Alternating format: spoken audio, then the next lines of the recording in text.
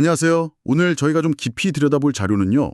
바로 골프장 캐디분들의 노동 환경 문제입니다. 아시아경제랑 스타뉴스 기사를 보니까 손솔 의원실이랑 서비스연맹에서 실태조사를 했더라고요. 골프장 경기보조원 인권 안전 실태조사. 요걸 좀 파헤쳐 보겠습니다. 네, 안녕하세요. 오늘 이 얘기를 좀 하게 됐는데요. 사실 골프가 대중적인 여가 활동이 됐지만 그 뒤편에서 일하는 캐디분들의 현실은 잘 모르는 경우가 많잖아요. 맞아요. 그래서 이번에는 그분들이 겪는 인권 침해나 또 안전 문제 이런 게 얼마나 심각한지 좀 제대로 알아보려고 합니다. 왜 이런 문제들이 계속되는지, 그 구조적인 배경까지요. 네, 그 구조적인 배경까지 한번 짚어보면 좋겠네요. 그럼 바로 시작해 볼까요? 첫 번째로 인권 침해 실태부터 좀 보죠. 와, 이 조사 결과 보니까요. 숫자들이 정말 좀 충격적이에요. 그렇죠. 저도 보고 좀 놀랐는데요. 응답한 캐디분들 10명 중에 거의 9명, 정확히 88.2%가 고객한테 성희롱을 경험했다고 답했답니다. 88.2%? 네, 정말 높은 수치죠. 그리고 신체 접촉이 있는 성추행 경험 비율도 67.7%나 되고요. 거의 모든 응답자 97.8%가 반말이나 비하 발언 같은 언어 폭력을 겪었다는 사실은 와, 이건 뭐 거의 다 겪는다는 거잖아요. 네, 거의 뭐 예외가 없다는 수준이죠.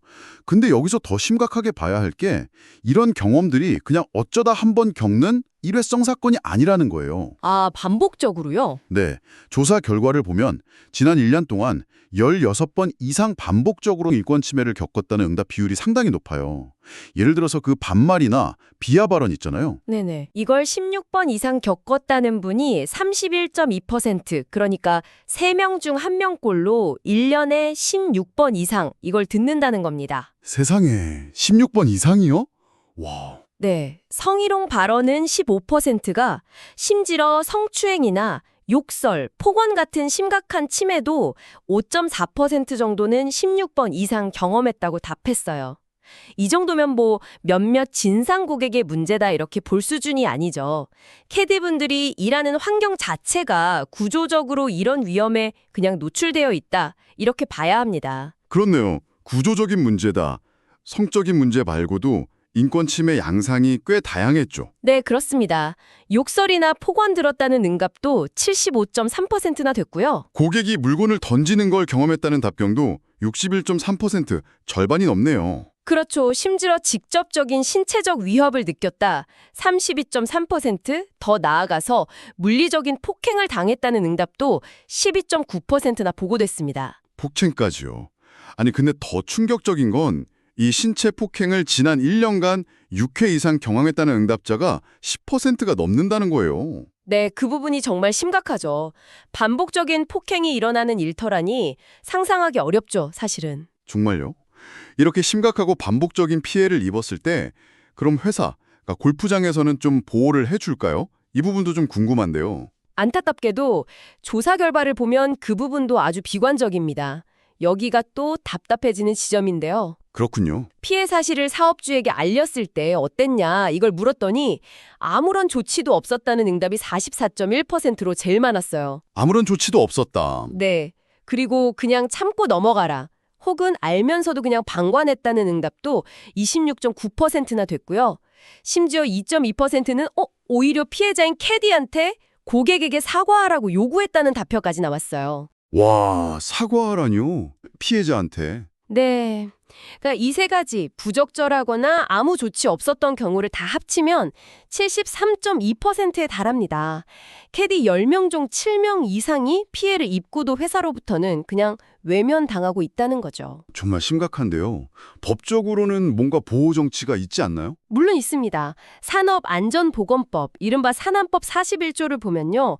고객의 폭언 등으로 노동자에게 건강 문제가 생기거나 그럴 우려가 있을 때 사업주가 업무를 중단시키거나 근무 장소를 바꾸거나 휴게 시간을 늘려주거나 아니면 치료나 상담을 지원하는 등 필요한 보호 조치를 하도록 명시하고 있어요. 의무입니다. 법적 의무가 있군요. 네, 법적으로는 분명히 사업주에게 캐디를 보호할 책임이 있는데 실제 현장에서는 이 법조항이 거의 작동하지 않고 있다 이렇게 볼 수밖에 없는 거죠. 법과 현실의 괴리가 엄청나네요.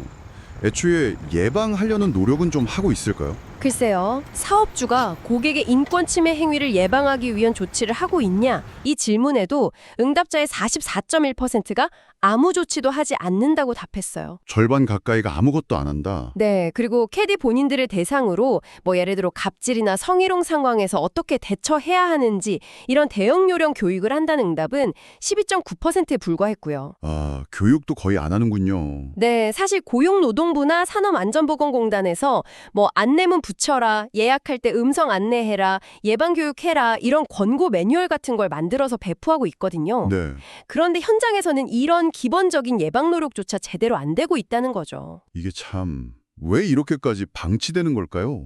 여기서 이 문제의 근본적인 배경 중 하나를 좀 짚어봐야 하는데요. 바로 캐디의 법적 지위 문제입니다. 아, 그 특수고용직 문제 말씀이시죠? 네, 맞습니다. 많은 골프장에서 캐디는 근로기준법의 완전한 적용을 받는 일반 노동자가 아니라 특수고용 노동자로 분류되는 경우가 많아요. 이게 뭐냐면 형식상으로는 개인 사업자로서 골프장이랑 계약을 맺지만 실제로는 특정 골프장에 소속돼서 업무 지시 받고 근무 시간 같은 것도 제약을 받는 좀 애매한 위치인 거죠. 그렇죠. 개인 사업자도 아니고 그렇다고 완전한 근로자도 아니고. 네. 바로 그 점 때문에 성희롱이나 부당대우 같은 피해를 입어도 근로기준법 같은 걸로 보호받기가 어렵고 또 사업주한테 법적 책임을 묻기도 쉽지 않은 구조적인 한계가 있는 겁니다. 이게 문제 해결을 더 어렵게 만드는 아주 중요한 요인 중 하나예요. 그렇군요. 법적 지위의 문제, 인권 문제도 심각한데 이게 다가 아니더라고요. 근무 환경 자체의 물리적인 위험, 그러니까 안전 문제도 상당히 크다고요. 네, 맞습니다. 이 부분도 절대 간과할 수 없죠. 캐디분들이 직접 평가한 골프장의 물리적 위험 요소 결과를 보면 그 심각성이 바로 드러납니다. 어떻게 나왔나요? 캐디분들께 골프장 내의 여러 위험 요소에 대해 4점 만점, 점수가 높을수록 위험한 걸로 평가해달라고 했는데요. 결과가 아주 주목할 만해요. 가장 위험하다고 평가된 건 홀과 홀 사이 간격이 너무 가까워서 다른 홀에서 날아오는 공에 맞을 위험, 이게 3.48점으로 가장 높았습니다. 아, 타구 사고 위험이군요. 골프 쳐보면 정말 아찔할 때가 있는데 캐디분들은 그걸 가장 큰 위험으로 느끼시는 거네요. 네, 그 다음으로는 코스 내 높낮이 차이, 단차 때문에 발을 헛디뎌서 발목 같은 데 다칠 위험이 3.32점, 또 폭우나 폭설 올 때 카트가 미끄러져서 사고 날 위험이 3.2점, 그리고 같은 팀 내에서 동반자나 고객이 친 공에 맞는 사고 위험이 3.06점, 고객이 휘두르는 골프채에 맞을 위험도 3.01점으로 평가됐어요. 들어보니까 상위 5개 항목이 전부 3점을 훌쩍 넘네요. 위험도가 상당히 높다는 건데요. 그렇죠. 이게 뭘 의미하냐면 캐디분들이 단순히 서비스만 제공하는 게 아니라 일상적으로 아주 심각한 수준의 안전사고 위험 속에서 일하고 있다는 걸 보여주는 겁니다. 특히 그 카트 관련 문제가 좀 여러 측면에서 지적되는 것 같은데요. 아, 네. 노후된 카트가 많다는 지적이 있었고요. 특히 날씨 안 좋을 때 비나 눈 오면 카트가 미끄러져서 사고 날 위험 크다는 우려가 많았습니다.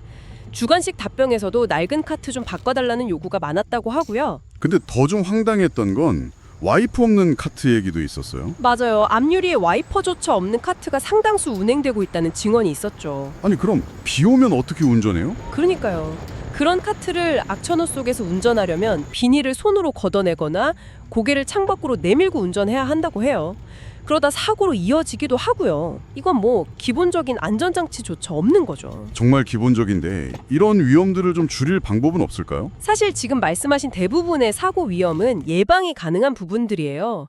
홀 간 안전거리 충분히 확보하고 코스 내 위험 구간 정비하고 특히 폭우나 낙뢰 같은 악천후 시에는 무리하게 경기 진행 안 하고 중단하는 원칙 지키고 고객들한테도 안전수칙 철저히 안내하고 요구하고 이것만 잘해도 사고 위험을 크게 줄일 수 있거든요. 네, 당연한 조치들 같은데요. 근데 현실에서는 골프장 운영 잘 되어야 한다, 고객 편의가 우선이다 이런 것 때문에 이런 기본적인 안전조치들이 좀 소홀히 다뤄지는 경우가 많다는 게 문제입니다. 물론 노후 카트 교체처럼 시설 개선에 직접 돈이 들어가는 부분도 있고요. 안전보다는 운영 효율이나 비용 절감이 우선시되는 게 아닌가 좀 의심해 볼 수 있는 대목이죠. 참, 인권 침해도 심각하고 안전도 위협받고 총체적인 문제네요. 이걸 해결하기 위해서 어떤 목소리들이 나오고 있나요? 이번 조사를 진행한 손솔 의원의 주장은 어떤가요? 네, 손솔 의원은 캐디를 그냥 서비스 제공자라는 틀에만 가두면 안 된다, 이렇게 지적합니다. 오히려 고객의 폭언이나 예측 불가능한 악천후 같은 위험한 상황을 함께 견뎌내는 동반 노동자로 봐야 한다, 이런 인식을 강조하고 있어요. 서비스를 제공하기 이전에 기본적인 인권과 안전을 보장받아야 할 노동자라는 점을 분명히 하는 거죠. 인식을 바꿔야 한다는 거군요. 네. 그런 문제의식에서 주무부처인 문화체육관광부, 문체부가 더 이상 방관하지 말고 적극적으로 나서야 한다고 주장합니다. 구체적으로는 캐디의 인권 침해나 산업재해 예방을 위한 명확하고 실효성 있는 기준을 정부 차원에서 만들고, 이 기준이 모든 골프장에서 제대로 지켜지도록 강제할 수 있는 법적 보호장치를 빨리 도입해야 한다고 촉구하고 있어요. 개별 골프장이나 협회 자율에만 맡기기에는 문제가 너무 심각하고 구조적이라는 판단인 거죠. 정부의 역할을 강조하는군요. 근데 이와 관련해서 문체부의 답변이 좀 흥미롭던데요. 아, 네, 그 내용으로 있었죠.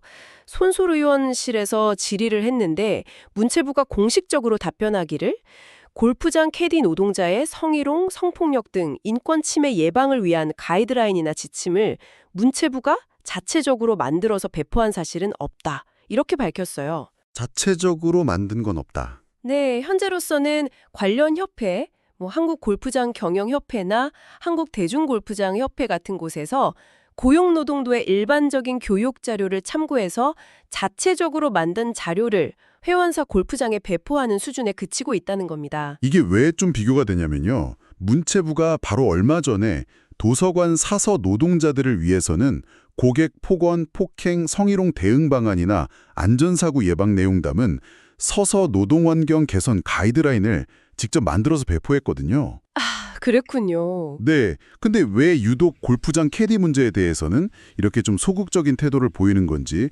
의문이 들 수밖에 없죠.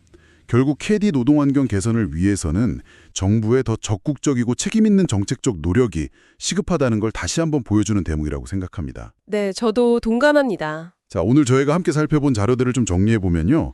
국내 골프장 캐디분들이 일상적인 언어폭력은 기본이고 심각한 수준의 성희롱, 성추행, 때로는 신체적 폭력과 위협에까지 아주 광범위하게 노출되어 있다는 충격적인 현실을 확인했습니다. 그리고 더 나아가서 이런 피해가 생겨도 사업주로부터 제대로 된 보호를 받기는커녕 오히려 방관당하거나 질책받는 경우가 많다는 것. 또 캐디가 가진 그 특수한 법적 지위, 특수고용 노동자라는 점이 문제 해결을 더 어렵게 만든다는 점도 알게 됐고요. 인권 문제뿐만 아니라 물리적인 안전사고 위험까지 높다는 사실도 명확히 드러났습니다. 네, 이 모든 문제들을 단순히 일부 몰지각한 고객이나 몇몇 부실한 골프장 운영의 문제로만 볼 수는 없을 것 같아요. 오히려 법적, 제도적 보호장치가 미흡하고 사업주의 책임의식은 부족하고 또 캐디를 노동자가 아니라 그냥 서비스 인력으로만 보는 사회적 인식, 어쩌면 골프라는 스포츠를 둘러싼 문화 전반의 구조적인 문제들이 다 복합적으로 얽혀서 나타난 결과다, 이렇게 보는 게 더 타당할 겁니다. 특히 산안법 같은 관련 법규나 정부 부처의 권고 매뉴얼이 버젓이 존재하는데도 실제 현장에서는 제대로 작동하지 않고 있다는 점, 이건 우리가 정말 심각하게 받아들여야 할 부분이에요. 규정만 있고 현실에서 안 지켜지면 그건 있으나 마나한 거니까요. 맞습니다. 자, 오늘 저희 분석을 들으신 당신에게 마지막으로 질문을 하나 던지면서 마무리할까 합니다. 많은 사람들이 즐기는 이 골프라는 경험을 가능하게 하는데 정말 필수적인 역할을 하는 캐디분들의 기본적인 인권과 생명, 또 신체의 안전을 보장하기 위해서 골프장 운영 주체, 관련 협회, 정부, 그리고 골프를 즐기는 우리 한 사람 한 사람은 각각 어떤 책임을 다해야 할까요? 더 나아가서 이런 맥락 속에서 우리가 흔히 쓰는 서비스라는 단어는 과연 어떤 의미를 가져야 할까요? 그냥 고객의 편의만을 의미하는 걸까요? 아니면 서로의 존엄성을 존중하고 안전을 보장하는 건강한 관계 맺기를 의미해야 하는 걸까요? 이 질문에 대해 한 번쯤 깊이 생각해 보시는 계기가 되었으면 합니다.